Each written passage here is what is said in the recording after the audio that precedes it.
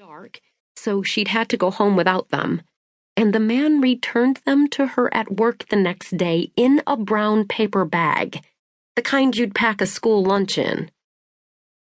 "Who would do such a thing?" she said. "Wouldn't a gentleman know to simply politely dispose of them and pretend he'd never seen them?" "Wow," I said. "You're still carrying that?" And she said, "Well, now it's become a funny story.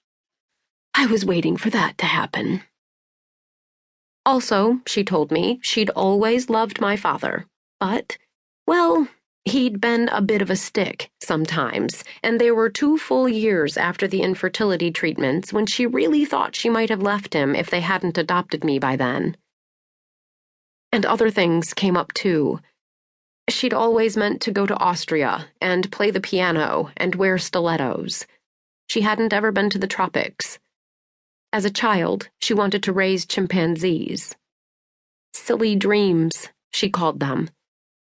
She hoped I hadn't minded too much, that I was the only child they'd had, that I hadn't been too lonely with just the 2 of them. I'd always known I was adopted, that they'd cherished me in a special way because they'd worked so hard to find me. Looked the whole world over, as my mother had put it when I was a child. But I had known enough not to ask too many questions. I knew, the way a child knows these things, that it would crush my mother if I asked where I had come from, who I really belonged to. And then, late one night, came the big one. "If you want to know who you really are, if you want to find your real mother, there's a nun at the Connecticut Catholic Children's Agency who will help you," she said. "Sister Germaine, that's her name. In New Ashbury. That's where the orphanage is." The world inside my head started spinning out, slowly. The orphanage was 2 towns over. I'd never known. "Funny," she said softly, so softly I could barely hear her. "Funny that you never asked.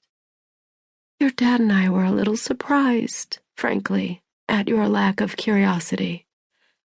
He said it must be because you were happy with us, that you didn't need anyone else."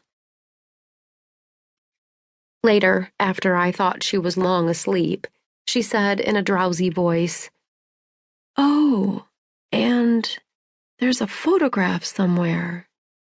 I can't remember where I put it, but you'll find it when you clean everything out, I suppose." "A photograph? Of what?" I said. My heart sat upright in the bed. "I don't know. Of you, I guess, and your birth mother. The adoption agency gave it to me the day they gave you to me." She made a clicking sound. "All that worry, all those years, about your real mother showing up, and for no reason. And now, well, we're safe." Safe, I thought, was a funny word to use when every cell in your body had gone all malignant on you, and you're hours from death. But maybe safe is just a matter of perspective. I, however, knew I was not safe. She died 3 days later with her faith intact and her conscience clear, knowing exactly where she was headed. But I needed a roadmap back to a life without her. Fueled by my stunning success with the casserole dishes, I sat on the kitchen floor and made a to-do list. Nina Popkin's post-apocalyptic plan for regular life. 1. Return Mel Brooks movies to Netflix. Suggest they put a warning on them that they are useless against cancer.